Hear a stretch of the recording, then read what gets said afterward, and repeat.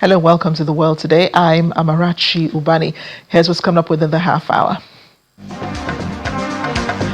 Teenager kills grandparents and 6 others at least outside Depsirin Montessori School near Thailand's capital, Bangkok. While U.S. President Donald Trump signs 2 executive orders restricting birthright citizenship despite Supreme Court setback. Plus, U.S. judge in New Mexico fines Meta $567 million over child safety failures. Let's begin today. People in Thailand are still reeling from what has become a national tragedy. A 14-year-old boy headed to one of the prestigious schools in the capital, Bangkok, opened fire on fellow students, killing 8 of them. 1 teacher was shot. A teacher would later explain how the gunman stalked from room to room looking for students to shoot. One student who fled the school said she saw a teacher being shot, while another described how she and her friends had to climb over the school fence to escape. In all, the gunman killed 5 teachers and injured 23 people, including fellow pupils, before turning the weapon on himself. Those are not the only people killed. We understand he'd earlier gunned down his grandparents. Thailand's Prime Minister Anutin Charnvirakul has visited the scene, describing the attack as a well-prepared one with clear steps and clear goals. He's also confirmed the death of the suspected shooter. In the wake of the shooting, he's pledged to introduce a new firearms control law.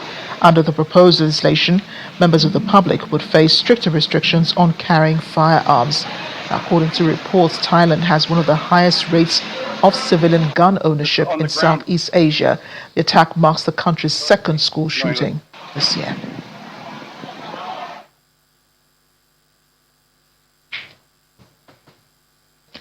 Let's head on now to the United States, where President Donald Trump is making another attempt at scaling back birthright citizenship, weeks after the Supreme Court blocked his previous bid to end the right. The president has signed 2 executive orders. One expands the categories of non-citizens whose children would not qualify for birthright citizenship, while the other bans birth tourism, that is, the practice of pregnant women traveling to the United States to give birth so their children can obtain U.S. citizenship. The order will also affect people born in the U.S. territories if Congress passes the proposed legislation to end automatic citizenship there. President Trump's push to end birthright citizenship is part of his broader immigration agenda, which includes deporting millions of undocumented migrants and ending deportation protections for nationals of more than a dozen countries. We had a very unfortunate decision in the Supreme Court concerning birthright. It was close, but a very, very unfortunate decision. So we're making adjustments because it's very unfair. This was done for a different reason. This was done right after the Civil War. This was for the babies of slaves. And what's happening now, people are building businesses around it. From wealthy people are building businesses around birthright citizenship. That's not the way it was supposed to work. It's a disgrace. They're buying their way in, and we're not going to let it happen. So today the president signed these 2 executive orders here relating to birthright citizenship and birth tourism. As the president mentioned, the 14th Amendment was passed exclusively in the aftermath of the Civil War to ensure that the children of slaves would be citizens.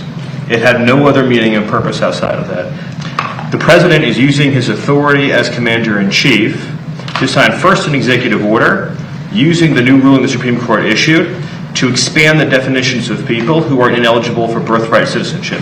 That includes, for example, alien enemies of the United States, members of foreign terrorist organizations, and large categories of people who lobby and act on behalf of foreign governments. And so with taking this action, it ensures that large numbers of people who wrongly would be getting birthright citizenship will no longer be eligible for those benefits. Turning to the Middle East now, Iran's President Masoud Pezeshkian says the United States and Israel are surprised that Iran has not collapsed and continues to withstand Washington's maximum pressure strategy. Addressing the nation from Tehran, the Iranian leader described sanctions on his country as a reality, but said the government is developing strategies to overcome them. Earlier, media reports claimed the United States is experiencing low stockpiles of missiles, including long-range missiles and air defense systems, following the war with Iran. The White House has denied the claims. In other developments, Turkish Foreign Minister Hakan Fidan has accused Israel of obstructing the implementation of the second phase of the Gaza peace plan, claiming that Prime Minister Benjamin Netanyahu's government is sabotaging peace efforts and continuing policies aimed at displacing Palestinians. Speaking at a joint press conference in Ankara alongside Syrian transitional government Foreign Minister Assad al-Shibani, Fidan blamed Israel for dragging its feet on moving to the next phase of the U.S. brokered peace agreement because it does not want to enter a process that would ultimately require its withdrawal from the Palestinian territories. Last week, the U.S. president announced that the Peace Council had reached an agreement on the disarmament of Hamas and armed groups in Gaza, saying the plan would be implemented in phases, including an Israeli withdrawal and the transfer of security responsibilities in the Strip to an international stabilization force working alongside a new Palestinian police force. He called on the international community to respond to what he described as Israel's occupation-oriented policies and to exert greater pressure to ensure compliance with the 1974 Disengagement of Forces Agreement and respect for Syria's sovereignty. Over in Ukraine, President Volodymyr Zelensky is again appealing to the U.S. president to provide Patriot missile technology, while saying work on Ukraine's Freya anti-ballistic missile program is already in active operation. President Zelensky notes that only a handful of countries have developed their own anti-ballistic missile systems, insisting Ukraine must join them quickly and deliver concrete results by the turn of 2026 to 2027. He also calls on President Trump to reconsider providing Patriot technology after the U.S. president says he has not agreed to transfer it. Earlier, President Trump dismissed claims that the United States is facing a serious missile shortage, while reiterating that Washington also needs the Patriot systems. Look, we gave tremendous amount to Ukraine. The Biden people did. And they were given free of charge, no charge. Billions, hundreds of billions of dollars. And fortunately, I built up so much during my term. I rebuilt the military and also loaded it up with a lot of stuff.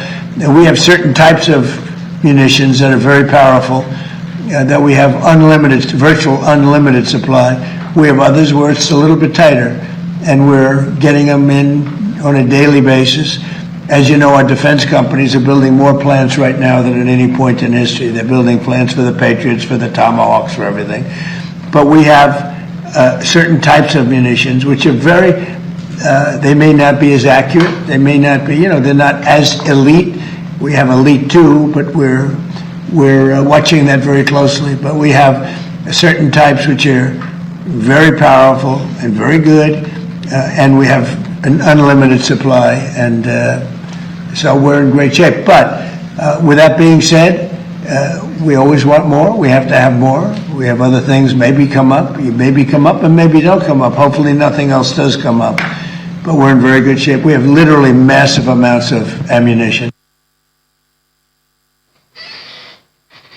The United Nations has condemned the latest large-scale missile and drone attacks by the Russian Federation's armed forces on Kyiv and other cities across Ukraine, which reportedly killed and injured dozens of civilians and caused extensive damage to civilian infrastructure.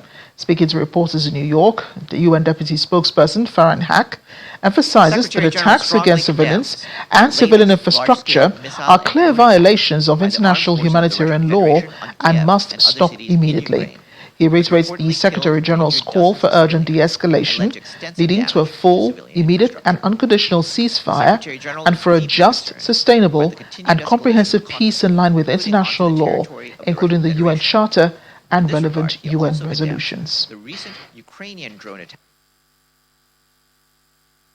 The Secretary-General strongly condemns the latest large-scale missile and drone attacks by the armed forces of the Russian Federation on Kiev and other cities in Ukraine that reportedly killed and injured dozens of civilians and led to extensive damage to civilian infrastructure.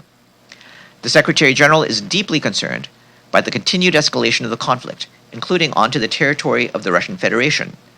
In this regard, he also condemns the recent Ukrainian drone attacks on several regions of the Russian Federation, which reportedly resulted in civilian casualties and damage to civilian infrastructure.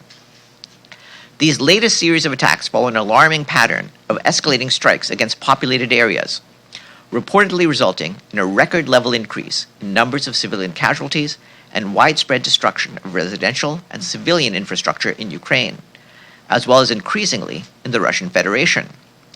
Attacks against civilians and civilian infrastructure are a clear violation of international humanitarian law and must stop immediately. The Secretary General is also deeply concerned by the increasing risks to safety and security of navigation in the Black Sea and the Sea of Azov, and the potential impact on global food security.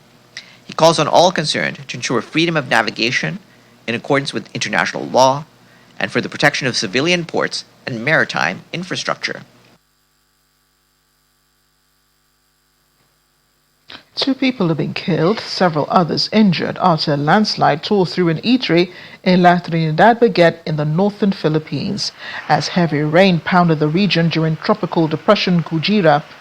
Local authorities have announced extended assistance to the victims' families, including financial support and help with funeral expenses, while officials continued assessing damage caused by the severe weather. Other scenes also showed funeral of those killed. One of them, Jerry Abuya. Kujira, known locally as May May, weakened from a tropical storm into a tropical depression on Thursday after crossing northern Luzon. The system brought heavy rain across large parts of the north, with Benguet among the provinces placed under tropical cyclone wind signal number 1.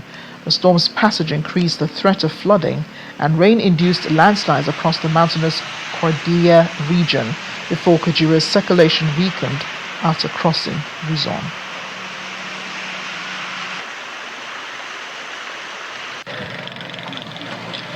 And all the way in Syria, an explosion has ripped through a public transport van during one of Jaramana's busiest periods.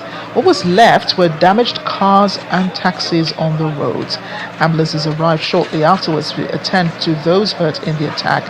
One resident of the area said the explosion shook the area, prompting frightened students to ask what was going on. The explosion had happened at a major junction where surrounding streets were packed with shoppers and pedestrians. The Syrian Directorate of Referral, Ambulance and Emergency later put the toll at 2 dead and 13 injured.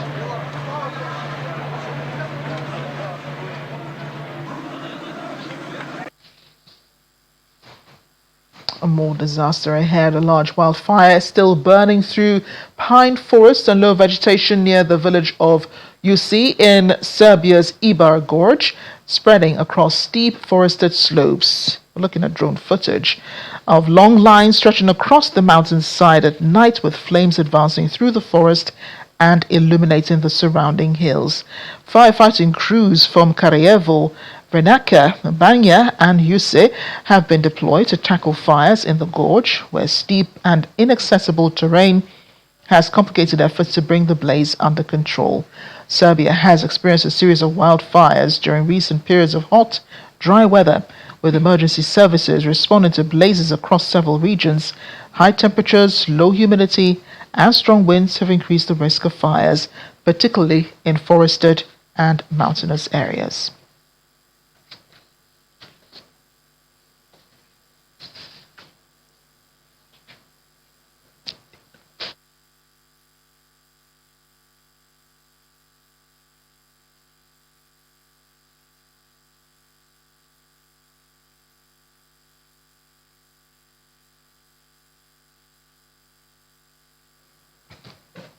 We're back in, well, we're still in Europe. German authorities have opened a counterterrorism investigation after police defused a drone carrying an explosive device at Leipzig airport on Wednesday.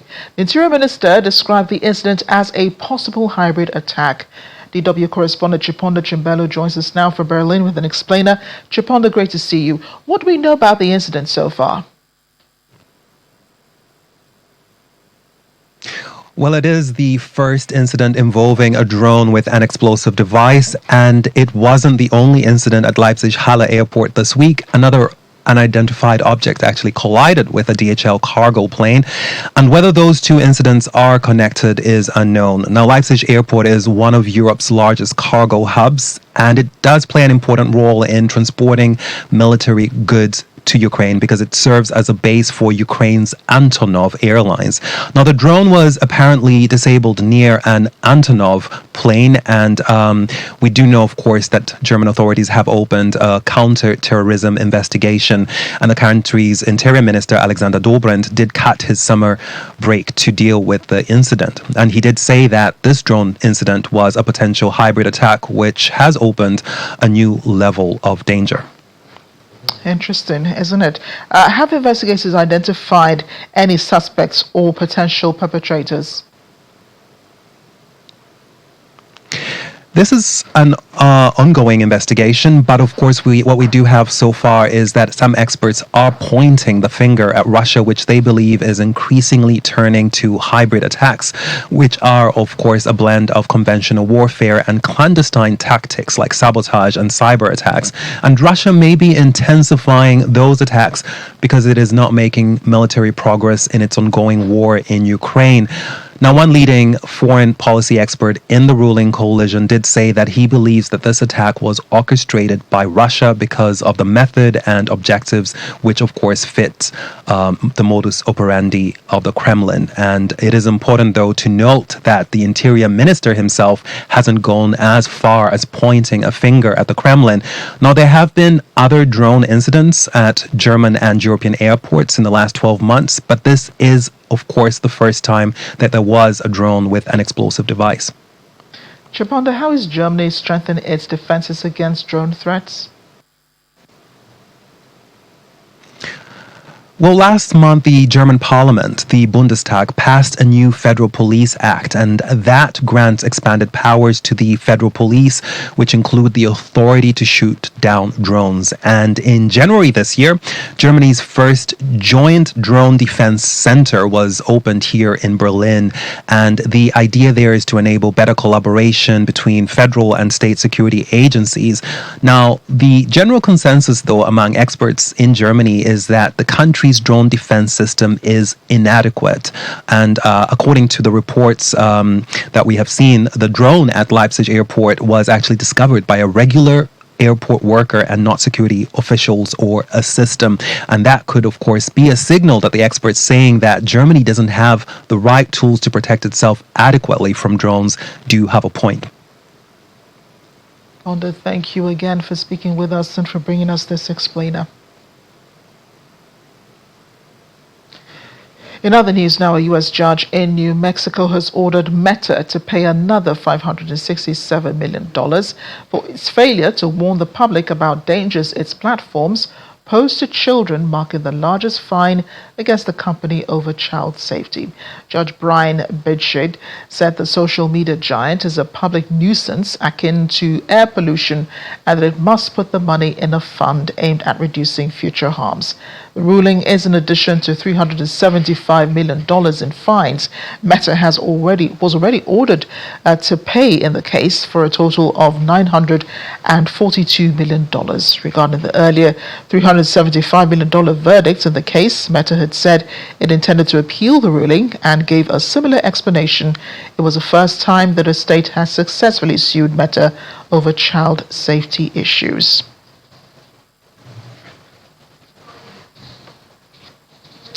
In the United Kingdom, hundreds of passengers scrambled for alternative routes after a power failure at a key Manchester rail control centre brought large parts of North West England's rail network to a standstill.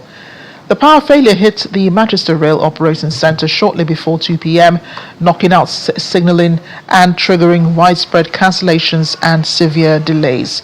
7 operators were affected, including Avanti West Coast Cross Country, East Midlands Railway, London North Western Railway, Northern Transpennine Express and Transport for Wales. The power was later restored after failure, but the disruption lingered, with trains and crews left out of positions and services still facing cancellations and delays.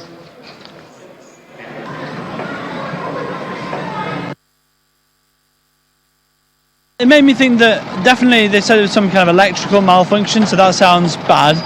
But I mean, everyone gets like problems with things, and you always have to fix them, I suppose. You know what I mean? I've been trying to get back today, and it's not going well. I was supposed to get on the train about 2 o'clock, 3 o'clock, so I've been here quite a while. I thought I'd come back and try my luck again, but it's not looking good. It's amazing, isn't it? Andy Burnham leaves Manchester, and suddenly the whole place collapses. It's a joke.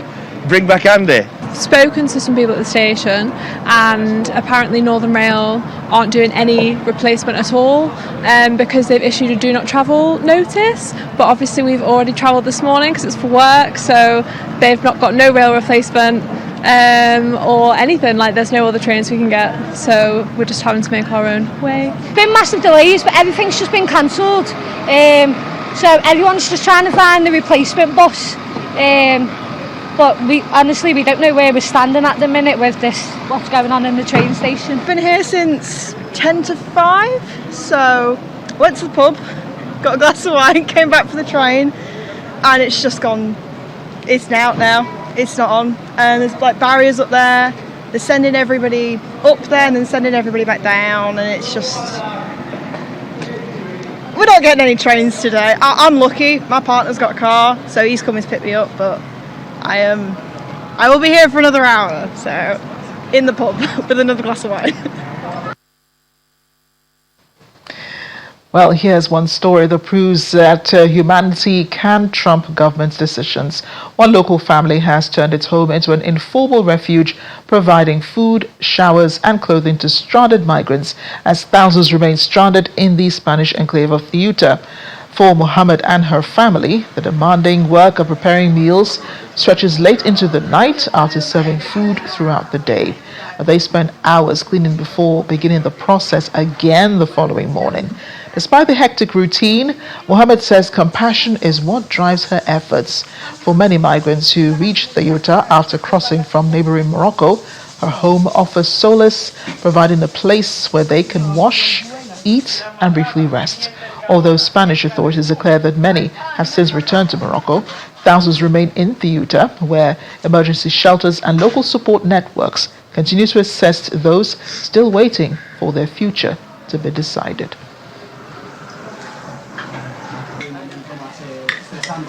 No, pero bueno, con paciencia todo pasa si Dios quiere. ¿Qué están haciendo?